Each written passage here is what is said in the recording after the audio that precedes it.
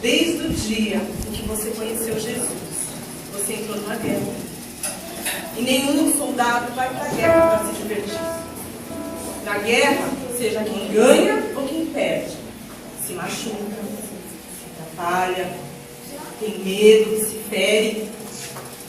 E se você não se sentir amado, você não vai conseguir chegar no final dessa batalha. É por isso que eu te convido a aprender com o mestre como se defender, para entender o que é que você está fazendo aqui. Porque nós não estamos brincando de ser como cristãos. As nossas armas precisam ser poderosas, porque os nossos inimigos não são aqueles que nós enxergamos. Muitas vezes eu quero dar nomes e caras para os meus inimigos, mas não são eles. A palavra já nos diz lá no começo que nós não estamos lutando contra a carne e o sangue, mas contra a potestade, contra o principado. Então eu quero que você abra a sua Bíblia comigo. 2 Timóteo, capítulo 2. Mantenha essa Bíblia perto de você, porque nós vamos usar muito ela agora de manhã. A sua espada precisa estar desembanhada agora. 2 Timóteo, capítulo 2. Eu quero que você me ajude, por favor. No verso 3.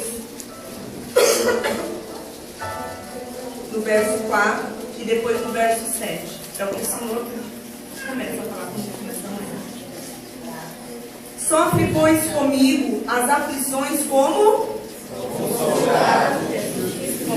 soldado de Cristo. Nenhum soldado em serviço se embaraça com negócios dessa vida. E depois do verso 7. Considera o que eu te digo, porque o Senhor te dará entendimento em tudo. Pode se assentar, irmãos. Eu quero que você lembre desses 3 versículos durante toda essa manhã. Primeiro, nós somos bons soldados. E como bons soldados, nós vamos sofrer as aflições. Amém? Amém. Segundo, nenhum soldado de Cristo se embaraça com negócios dessa vida. Então nós vamos entender que negócios dessa vida tem nos embaraçado nessa manhã. E terceiro, guarda, presta atenção em tudo que o Senhor vai te dizer, porque depois Ele vai te fazer entender. Muitas vezes nós lemos a Bíblia, 1, 2, 3 vezes, não estou entendendo nada. Deus te fará entender. Amém? Irmã Cláudia, o que é isso aqui? Eu trouxe para vocês uma dinâmica, tá? Para que a gente conseguisse falar de um pouquinho mais de pouco para mim. Até porque eu estou com a garganta um pouco arrastando e eu preciso de ajuda. Eu trouxe para vocês uma dinâmica, porque como professora da escola dominical, eu trabalhei alguns anos dando aula para os jovens, para os adolescentes, e o Senhor nos deu essa experiência de trabalhar com dinâmicas para que seja mais fácil.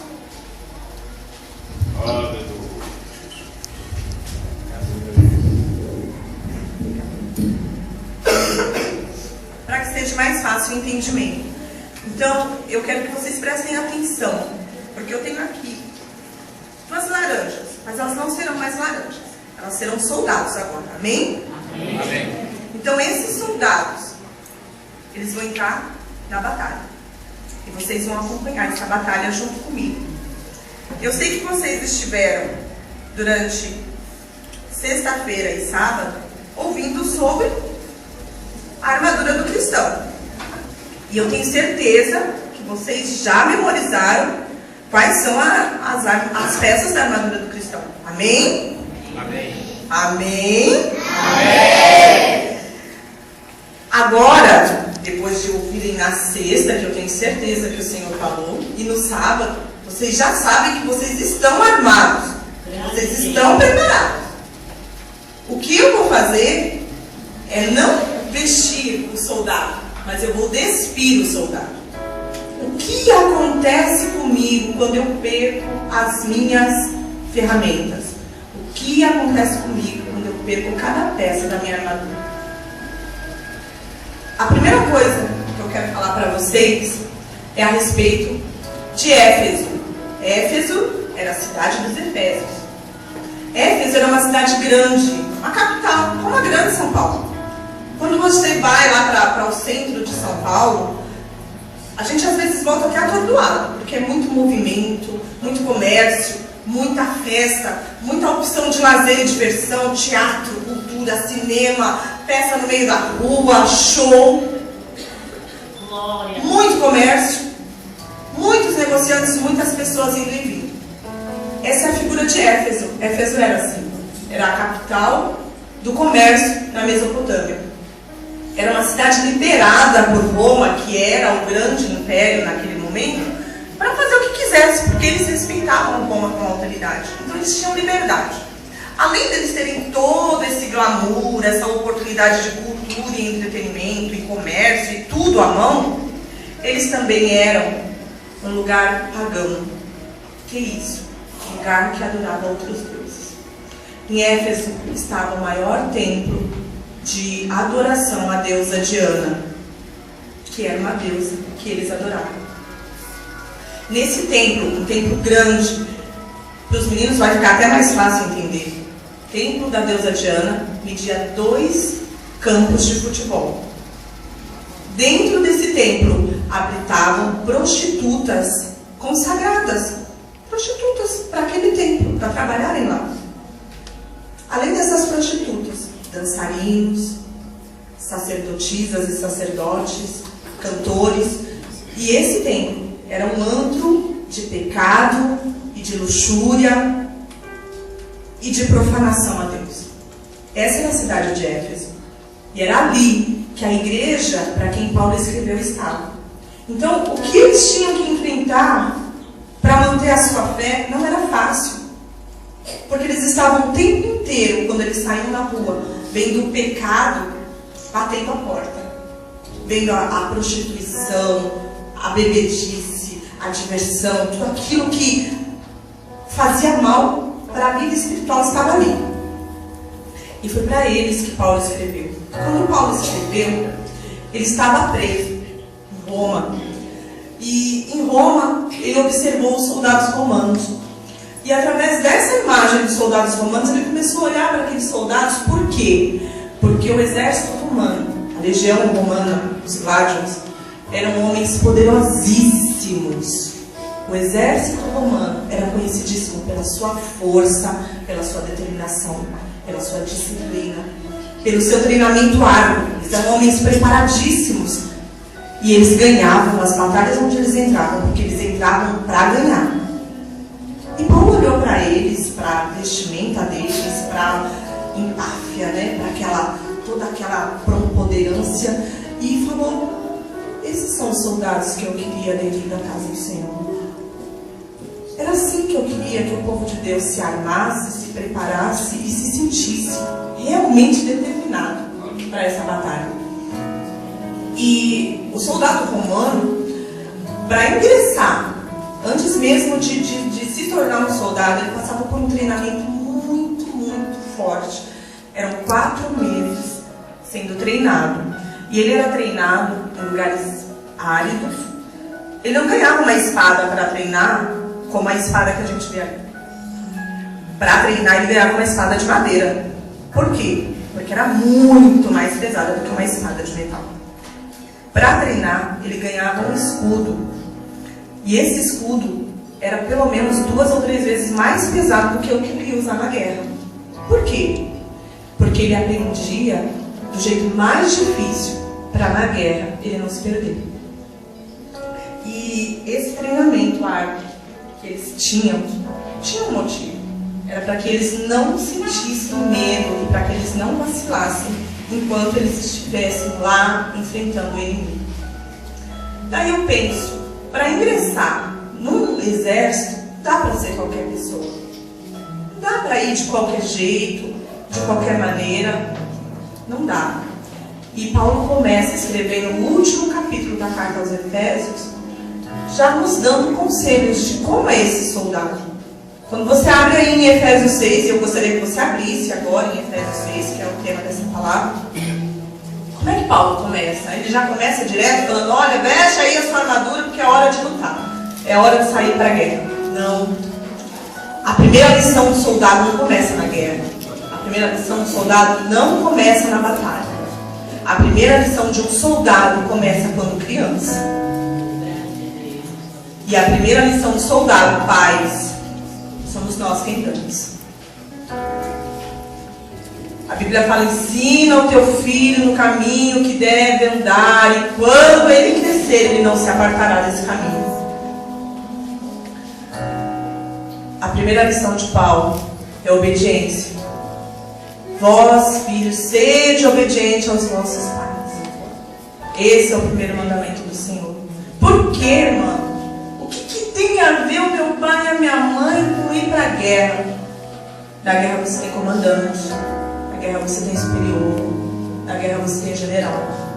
E se nós, como pais, não ensinamos os nossos filhos a serem submissos, a serem disciplinados, se nós não ensinamos os nossos filhos a ter caráter cristão, a terem rotina, disciplina, eles não vão aguentar uma guerra. Porque lá na guerra, o inimigo não tem dó, o inimigo não passa a mão na sua cabeça. Então a primeira lição é obedecer aos pais. Porque se você obedece o seu pai, você vai obedecer o seu professor. Se você obedece o seu pai, você vai obedecer o seu patrão. Se você obedece o seu pai, você vai honrar o seu marido e a sua esposa. Se você obedece seu pai, você obedece a Deus. Porque Deus você não vê, seu pai você vê. Então essa é a primeira lição que Paulo me dá. A lição de liderança. E eu só vou saber liderar se eu souber obedecer. Quem não sabe obedecer não sabe mandar. Então é a primeira coisa que Paulo fala. E aí ele alerta nós que somos pais. Que nós possamos educar os nossos filhos com amor. Que nós possamos educar os nossos filhos com a palavra. Ele fala, não com violência, não provocando ira, não irritando, mas no Senhor, na palavra. Por quê? Porque se seu pai te criou na palavra, você está se preparando para uma guerra. Você já está aprendendo a usar a sua espada desde cedo. Então que nós pais prestemos atenção nisso. Que não é nem com permissividade excessiva, tudo pode, sim para tudo, e nem o não para tudo, que ira, que traz revolta, que nós possamos pedir entendimento, para que nós sejamos sábios ao educar os nossos filhos e que eles sejam sábios ao obedecer os pais. Então, se eu aprendi desde cedo a obedecer o meu pai e a minha mãe, os meus pais esperam me criar na disciplina do Senhor, eu vou crescer e eu vou ser servo, porque eu vou ter patrão. E aí, eu sendo servo, eu vou fazer o melhor de mim, porque a Bíblia fala fazer o melhor, como se você estivesse fazendo a Deus e não aos homens, porque a recompensa vai vir de quem? Vai vir de Deus.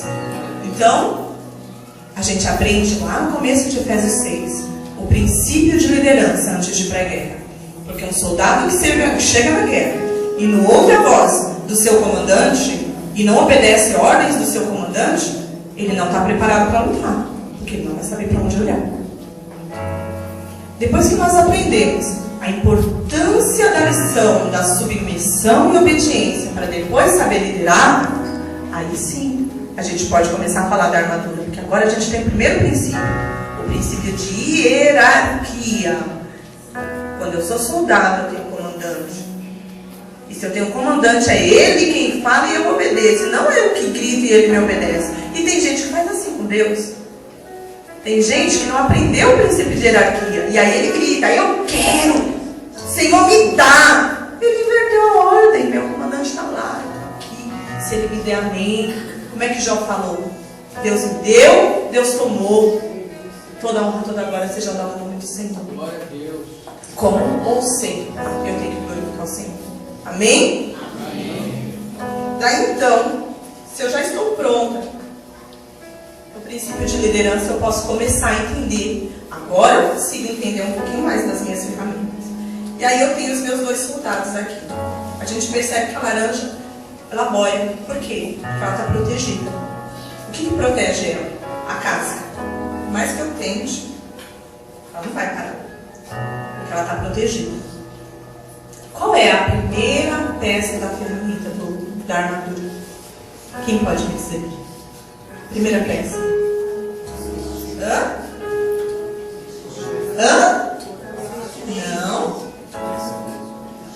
Tendo cingido os vossos lombos com a verdade. Então, a primeira peça é o cinto. A primeira peça, se a gente olhar lá na couraça, ela está junto com a couraça. Aquela borda ali embaixo, com aquela franja, é um cinto, ela não faz parte da couraça. É uma parte separada. O cinto, ele era colocado, ele tinha pelo menos 20 a 30 centímetros. Quem lembra da régua da escola vai saber o tamanho desse cinto.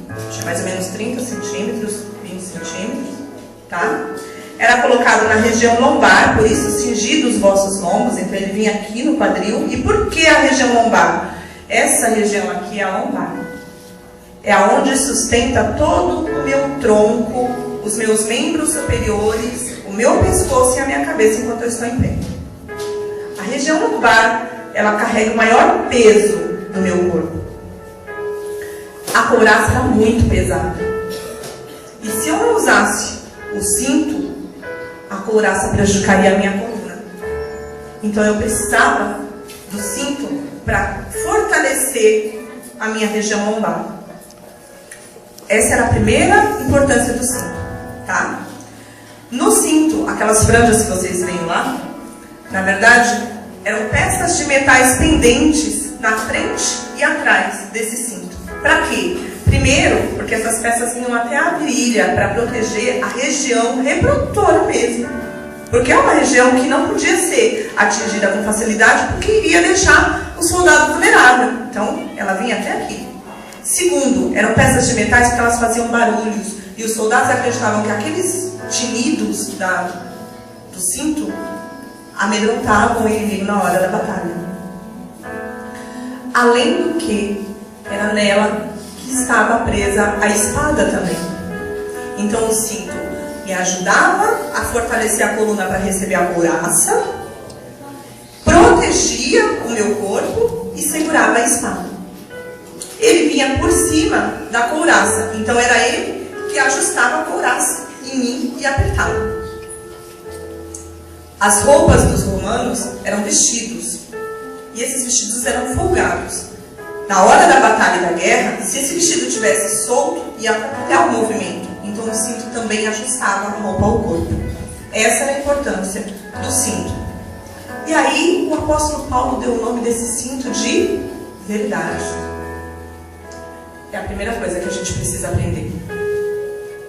Muitas vezes, dentro da igreja, a gente para de falar a verdade. E eu vou tirar a verdade do meu soldado aqui. Quando a gente para de falar a verdade, nem sempre as pessoas ao nosso redor percebem. E a gente continua praticamente no mesmo nível que todo mundo. Mas não falamos mais a verdade. Perdemos isso. Ela já não mais nos sustenta. Ela não dá mais suporte para a nossa espada. Ela não auxilia e me reveste como um cinto em volta do corpo. E nem me ajuda a segurar a minha couraça. Eu perdi a verdade. E quando é que a gente perde a verdade? Quando a gente começa a agir com hipocrisia. Quando a gente começa a fingir de ser crente. Quando a gente começa a deixar de cumprir aquilo que a gente aprendeu desde cedo, que é honrar a Deus. Tem sempre uma desculpa, tem sempre um porquê. Tem sempre uma mentirinha ali. Ah, mas tem mentirinha que é tão pequenininha que não faz mal. A verdade não provém da mentira. Quem anda na luz, anda em verdade. E se nós não agirmos com verdade, e se o cinto era tão importante que dava base para todo o resto, a verdade é o que nos dá base para todo o restante da nossa fé. Se eu não sou verdadeiro, se eu não falo a verdade, se eu acho com falsidade, com hipocrisia, eu não tenho como sustentar a minha couraça e a minha espada. E nós vamos perceber o quanto é importante agir com a verdade para sustentar a justiça e a palavra. Amém? A segunda parte da ferramenta da armadura era a couraça. Essa couraça, ela era feita de metal e de couro na armadura romana. Eram entrelaçados pedaços de couro entre fitas de metal que protegiam desde o pescoço, o ombro, o peitoral e as costas. Por quê? Meu coração está aqui, meu estômago está aqui, meu pulmão, meus rins, meu fígado. Qualquer lança, qualquer ferramenta que me transpassasse, qualquer golpe de espada ou pedrada que me pegasse nessa região, me faria ficar mais fraco, mais debilitado. Então a couraça ela vinha protegendo toda essa parte até a altura mais ou menos da cintura, para que eu ficasse protegido. Ajustada com o cinto, ela me agarrava ao corpo, protegia a minha frente e a minha retaguarda. E o que é a couraça aí na sua armadura cristã? A justiça. A justiça. E que justiça é essa? A minha justiça? A justiça que eu aprendo lá nas leis, nos códigos civis? Não. Porque essa justiça é falha. A minha justiça não é a justiça de Deus. Nem tudo que eu acho que é correto, que é certo, é o que Deus acha que está certo, não. Muitas vezes eu penso que eu estou fazendo bem e eu estou fazendo mal. Muitas vezes eu penso que o que eu escolhi é o melhor, mas eu escolhi errado. A minha justiça não é a melhor a ser seguida, porque eu não sou conhecedora de todas as coisas. A sua justiça não é a melhor justiça a ser seguida. A justiça que nós estamos falando aqui é a justiça de Deus. É Ele que nos justifica. É Ele que nos faz caminhar nos lugares planos e que endireita as nossas veredas. A justiça de Deus é que nos ensina por onde nós devemos andar. É Ele que nos justifica. Quando Jesus Cristo morreu por mim, Ele levou sobre Ele todas as minhas enfermidades, todos os meus pecados, toda a minha culpa. E é nessa justiça que eu estou baseado. É através dela que eu preciso olhar para as pessoas e para o mundo. A justiça de Deus é que nos santifica. A justiça de Deus é que nos dá parâmetros de vida. Porque se eu for confiar na justiça dos homens, muitas vezes elas falham. A cadeia está cheia de gente que, se você for lá e perguntar o que você fez, eu não fiz nada, eu fui julgado errado, eu fui condenado errado. Tem sim. Tem muita gente lá que foi condenado por engano. E o que eu faço com a justiça do homem, então? Se ela falha? A justiça minha falha. Às vezes você pode estar certo e eu estou te julgando errado. Mas a justiça de Deus não falha, irmão. A justiça de Deus não falha. Quando eu olho para a vida de Daniel, que foi um homem que andou na verdade, que mesmo sendo levado para fora da terra dele, para servir num palácio de um rei que não era o rei dele, numa terra que adorava outros deuses que não eram os deuses dele, ele não se curvou. E por ele não se curvar, e por ele andar na verdade, ele foi condenado à morte. Ele foi jogado numa cova de leões. E se você ler lá, você vai ver que o rei Dario gostava dele. O rei, a autoridade máxima, gostava de Daniel. E ficou triste, não dormiu a noite inteira pensando: o que vai acontecer com Daniel? Porque eu gosto dele, eu não quero que ele morra. Mas Dario não livrou Daniel. Dario era a autoridade máxima, mas não livrou Daniel. Quem livrou Daniel da cova dos leões foi Deus. E se eu paro de confiar na justiça de Deus e começo a usar o meu próprio entendimento e a minha própria justiça, eu tiro a minha couraça. E aí eu deixo o meu coração exposto. Eu deixo as minhas costas expostas, porque eu já não falo mais a verdade. E agora eu não uso mais a justiça de Deus, eu uso a minha mesmo. Mas eu ainda estou dentro da igreja, eu ainda estou do lado dos meus companheiros. E tudo parece normal. Tudo parece igual. Eu só não sou mais justa como eu era, mas eu continuo lá cantando, pregando, orando no meio de todo mundo. É tudo igualzinho. E eu vou ficando lá, no meio daquele exército, todo mundo marchando.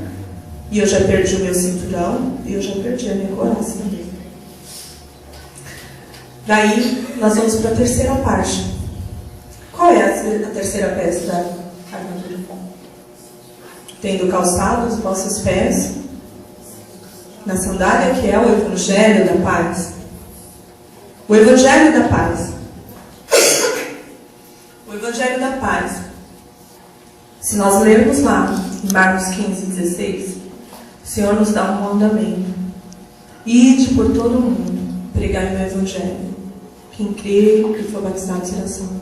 Em meu nome expulsarão demônios. Em meu nome vocês farão milagres acontecerem. E se vocês beberem alguma coisa mortífera, não lhes causarão dano algum. Em meu nome. Não o seu. Em meu nome. E muitas vezes nós nos esquecemos do Evangelho da Paz. A sandália do romano era uma sandália de couro, reforçada no tornozelo para que ele não torcesse os pés. E na sola da sandália eram fixados pregos de metal. Muito bem desenhados e colocados. Por quê? Porque ele ia ter que andar no meio de pedra, subir montanha, atravessar rio. Ele ia ter que pisar em lugares tortos. E ele precisava ter firmeza. E ele ia andar muito. Ele ia andar bastante. Se a sandália gastasse, furasse, machucasse o pé, quem aqui já machucou o dedão? Dava para andar? Doía, né? Era por isso que essa sandália era reforçada. Ela tinha pregos de metal para que quando ele pisasse em pedras, essas pedras não atravessassem o pé dele. Ela era feita de uma forma que ele pudesse marchar mais rápido que o inimigo dele. E nada, não tinha espinho, não tinha pedra, não tinha inconstância no caminho que fizesse o soldado romano parar. E o que é que tem nos feito parar? O que é que tem nos machucado, nos ferido, como os espinhos, as pedras das nossas caminhadas? Sabe aquela hora que alguém olha para você feio? Quando você pisou numa pedra e o seu dedão machucou, eu duvido que você sorriu, deu um grito e falou, que legal! Quando a gente machuca, o rosto fica vermelho, a raiva sobe no peito, dá uma vontade de...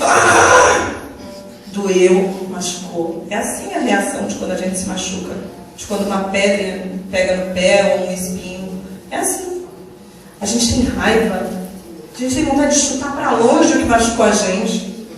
Tem vontade de culpar alguém. Por que colocaram isso aqui no meio do meu caminho?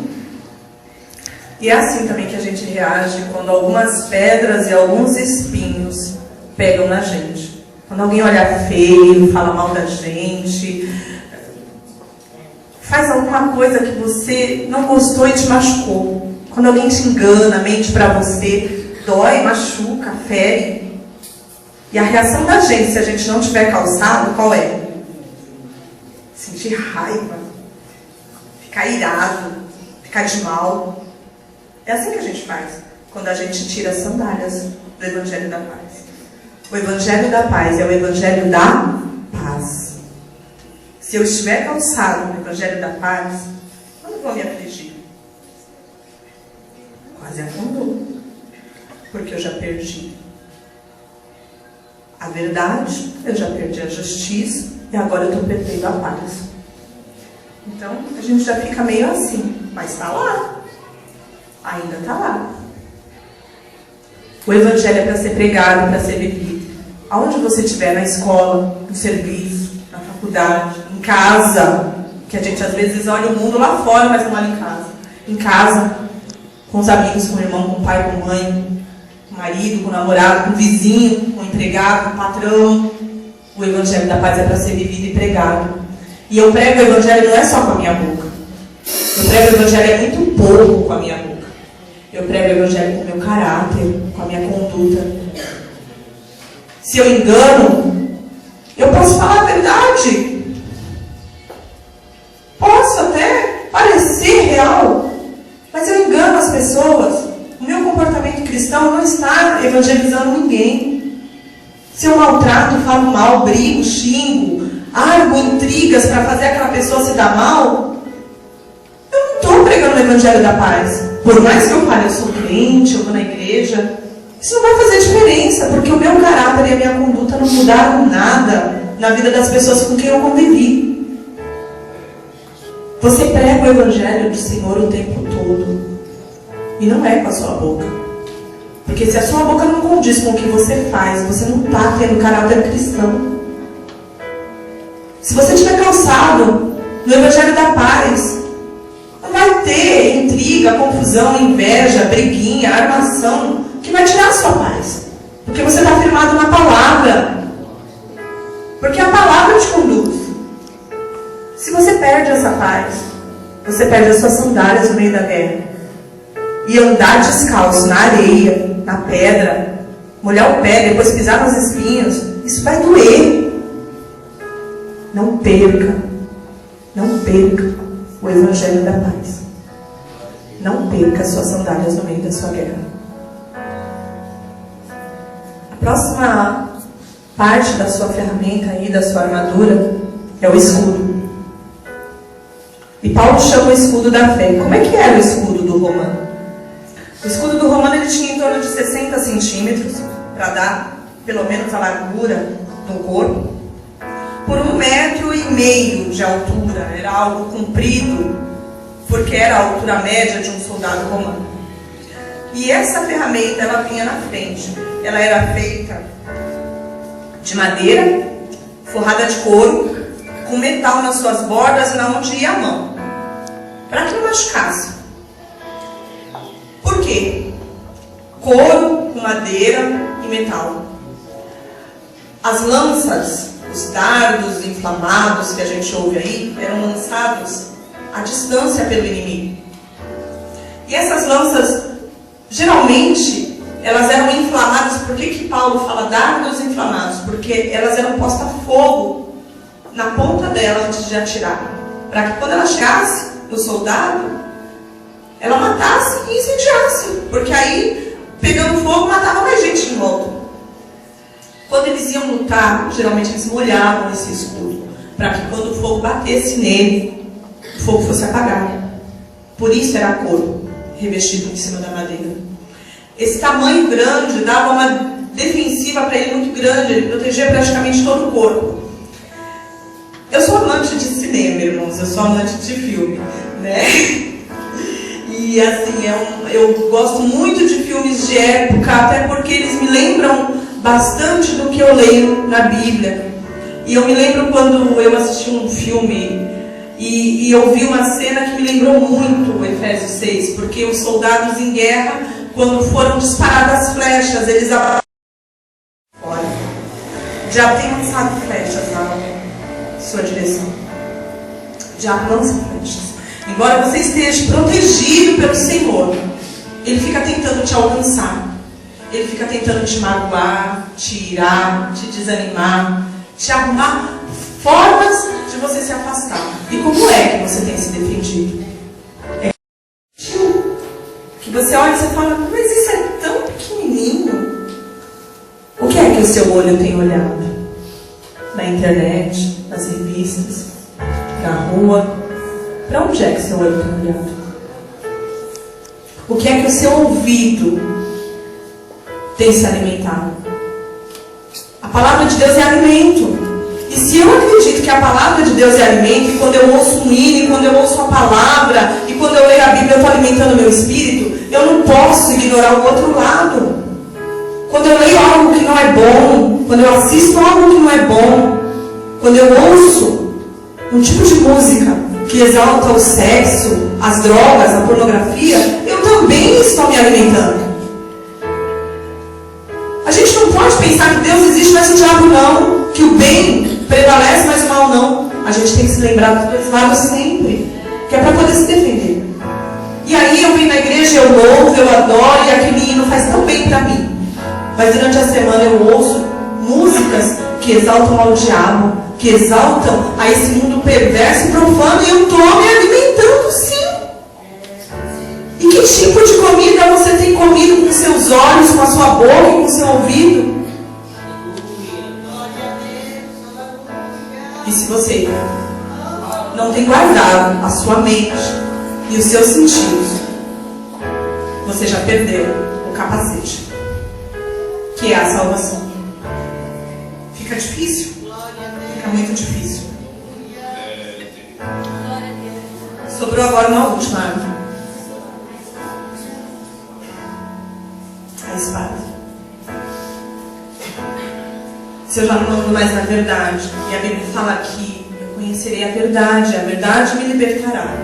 E que a tua palavra é a verdade, e que a tua palavra me santifica. Eu já não tenho mais uma vida com Deus santificada, e eu não conheço mais o Deus que eu sirvo. A justiça de Deus, ela é feita através da palavra. E o que é a palavra? A palavra de Deus, os mandamentos dele, os ensinamentos dele, é que me fazem conhecer a justiça de Deus. Se eu não conhecer a palavra de Deus, eu não vou conhecer a justiça de Deus. O Evangelho da paz é o Evangelho da palavra também. Vocês percebem que a verdade é a palavra, a justiça é a palavra, o Evangelho é a palavra, a paz é a palavra também. E a fé? A fé vem pelo ouvir. E ouvir o quê? A palavra. Então, tudo se resume na palavra. Tudo se resume na palavra. E aí agora eu só tenho a espada. Eu já tirei meu capacete, já tirei minha sandália, já tirei minha couraça, perdi meu escudo. Eu só tenho a espada, que é a palavra. Se você olhar para a minha laranja, você vai ver que ela está lá no fundo. E eu preciso dizer isso com muita dor. Às vezes a gente conhece a palavra. Às vezes a gente lê a palavra, a gente estuda a palavra. Mas a gente não está mais salvo. A palavra por si só, se você só lê, ela não vai produzir fruto. Você tem que viver a palavra. Você tem que comer a palavra. Você tem que se defender com a palavra. Você tem que vestir a palavra. Porque a palavra sozinha, ela não vai me ajudar. Sabe por quê? Porque eu não vivo ela. Aí tem gente que lê a Bíblia, mas não pratica. Se você não pratica, para que ela serve? Para mais nada. E aí você fica igualzinho a minha laranja, despido. Despido. E um soldado despido, ele perece. E eu queria que você se lembrasse disso no seu dia a dia. Porque é muito rápido e muito fácil e muito sutil para o inimigo te roubar. E quando você se afasta da palavra, você está morto espiritualmente. Você está morto. Então eu quero te convidar a entender o que é que Deus está falando com você nessa manhã. Onde foi que você se perdeu? Você parou de falar a verdade? Você parou de praticar a justiça de Deus? Você não fala mais do Evangelho e não vive mais esse Evangelho e não tem mais paz de onde você anda? Você já não tem mais fé para se defender quando o diabo te causa culpa? Quando ele te acusa dos teus pecados? Ou será que você já não pertence mais ao reino dos salvos? Você já tem certeza que já foi, não sou mais salvo. Posso ficar por aqui, mas salvo não sou mais. A Bíblia fala: conhecereis a verdade, e a verdade nos libertará. Eu te convido a viver a palavra, a ler a Bíblia. Cristão que não lê Bíblia é cristão raquítico, é morto dentro da igreja. Se você não lê, você não vai conhecer. Se você não conhecer, você não vai viver. Eu sei que Deus está falando conosco e nos advertindo, porque muitas vezes nós estamos dentro da igreja mortos, como cadáveres, porque a gente não percebe que essas coisas não fazem mais parte da nossa vida. Se a gente não orar, se a gente não ler Bíblia, o que vai ser de nós? Eu parei para pensar nessa palavra toda e comecei a estudar sobre a armadura do Romano. E o Romano tinha outras armas. Se a gente parar para olhar para a armadura, a gente vai ver que são praticamente todas peças de defesa. O capacete defende a cabeça, a couraça defende as costas e o peito, o cinto defende a minha região reprodutiva, A sandália defende os meus pés, é tudo para proteção. A única coisa que Paulo salientou como arma de defesa foi a espada. O Romano tinha outras armas. Ele tinha lanças também. Como os inimigos dele, ele também usava lanças. Ele tinha bolas, ele tinha punhais, ele tinha facas, ele tinha outras armas. Mas Paulo só falou de uma. Por quê? Porque a palavra me basta para me defender. Se eu tiver a palavra e se eu viver a palavra, eu não preciso de mais nada, irmãos. Viva a palavra, porque a palavra te produzirá fé, a palavra te fará andar em verdade, a palavra te dará paz, a palavra terá salvação para você. É a palavra. É a palavra. Eu não sei sobre você, sobre a sua vida. Quando eu me encontrei com essa palavra, quando eu conheci Efésios 6, eu era uma adolescente também. Quando eu recebi esse convite para falar para vocês sobre Efésios 6, Deus falou muito comigo. Eu conheci Efésios 6 na minha vida quando eu tinha 16 anos de idade. Eu sou filha de pastores, sou irmã de pastor, fui criada na igreja, no evangelho. E eu comecei muito cedo a servir a Deus. Comecei muito cedo. Com 8 anos eu já ia para os ar livres, ajudar meu pai a distribuir folheto. E eu me lembro que com 9 ou 10 anos, na sala da minha casa, ouvindo um disco de Napoleão Falcão, de uma pregação, eu ajoelhei e eu entreguei meu coração para Jesus sozinha na sala da minha casa. A minha experiência com Deus começou muito cedo. Quando eu tinha 14, 15 anos, que eu entrei na adolescência, eu tive as mesmas tentações que vocês todos. Eu também queria saber o gosto do mundo, do namoro, das músicas, da dança, e o mundo brigava em me atrair. E eu me afastei de Deus dentro da igreja. Eu me afastei de Deus dentro da casa de um pastor. Eu me afastei de Deus. E é isso que mais me intimida e que me dá medo dentro da igreja. Porque aqueles que estão lá fora, eles vão reconhecer que eles não têm Cristo. Mas muitas vezes a gente está aqui, cantando, pregando, fazendo as coisas, mas a gente não é mais salvo. E eu me lembro que depois de eu ter vivido um período longe de Deus e dentro da igreja, eu conheci uma pastora na igreja batista e eu pedi para o meu pai que me deixasse fazer um curso de devocional com essa pastora. E a primeira coisa que essa pastora me ensinou foi Efésios 6. Ela falou: você vai decorar Efésios 6. Você vai aprender a obedecer aos seus pais. Mas o meu pai não entende. O meu pai exige demais de mim. A minha mãe é muito dura. Minha mãe exige demais de mim. Eu não consigo ser o que eles querem. Mas ela me falou que a obediência, independente dos meus pais estivessem certos ou errados, me aproximaria de Deus. E eu aprendi a obedecer. E não foi fácil. Glória a Deus. Não foi fácil ser submissa. Não foi fácil obedecer. Mas Deus estava me ensinando. E depois que eu aprendi a obedecer, ela falou: você tem que aprender a se defender. Você tem que aprender a se defender do mundo. E durante algum tempo eu fiquei decorando Efésios e entendendo algumas coisas. E aí eu volto lá no primeiro versículo que a gente leu. Guarda essas coisas, porque depois de um tempo eu vou te fazer entender. E hoje Deus me faz entender tanta coisa, irmãos. Hoje Deus me mostra por que eu precisava ser submissa aos meus pais. Porque um dia eu ia ser mãe e eu ia ter que ensinar submissão para as minhas filhas. Parece que está tão longe quando a gente é adolescente. Parece que está tão distante ser mãe, ser esposa. A minha vida caminhou por caminhos que eu não imaginava. Eu fui ser patroa. Durante 7 anos eu tive um negócio próprio. E eu tive que liderar uma equipe de 15 pessoas. E eu tive que mandar em pessoas que eram mais velhas que eu. E eu não sabia que Deus já tinha me preparado na minha adolescência para isso.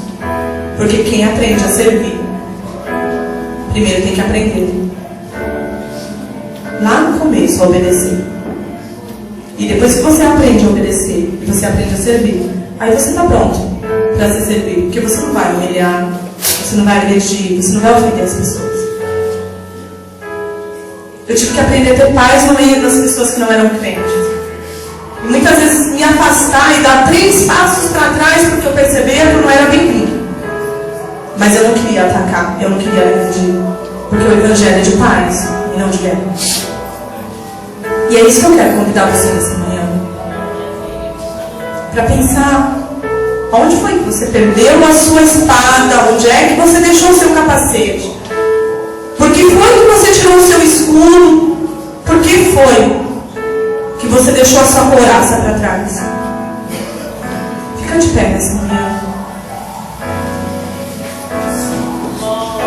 Se lembre do grande amor de Deus na sua vida. E Ele te ama tanto, tanto, tanto, tanto, que Ele te trouxe aqui para pensar sobre tudo isso. Eu venci a minha adolescência.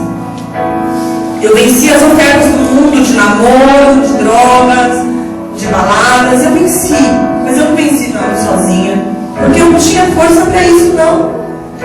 Eu não tinha. Quem me fortaleceu foi o Espírito.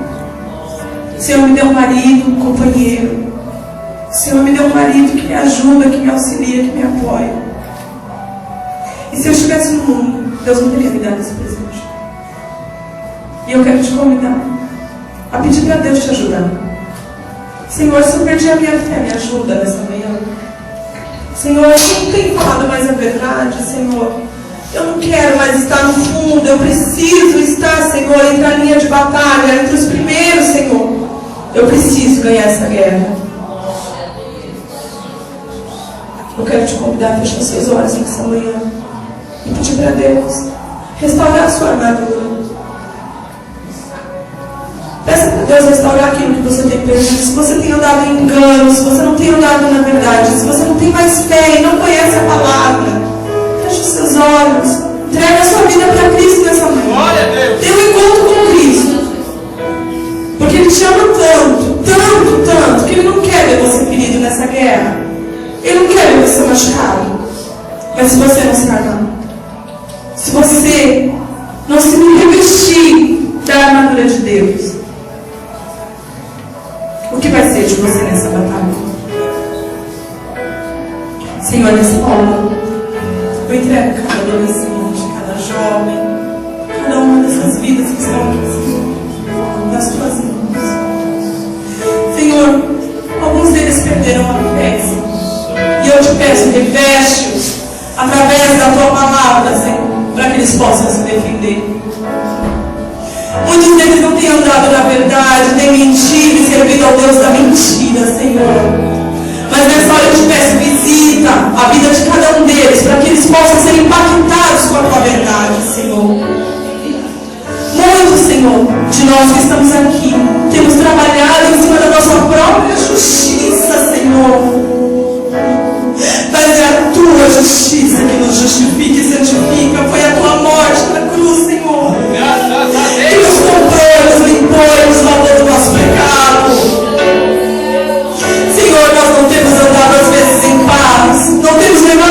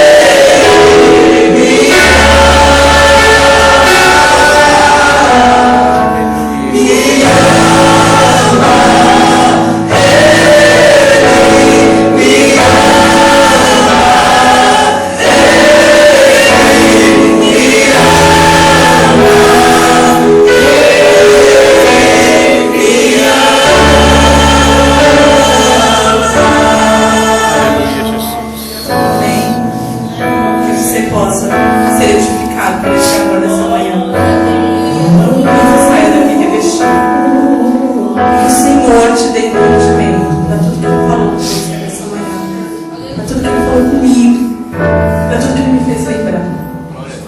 Que o Senhor possa nos adestrar para a batalha que nos espera lá fora. Amém? Eu agradeço essa oportunidade em nome de Jesus. Quero agradecer a vida de cada um de vocês que estiveram aqui, que me auxiliaram e me ajudaram. Deus abençoe cada um. Amém.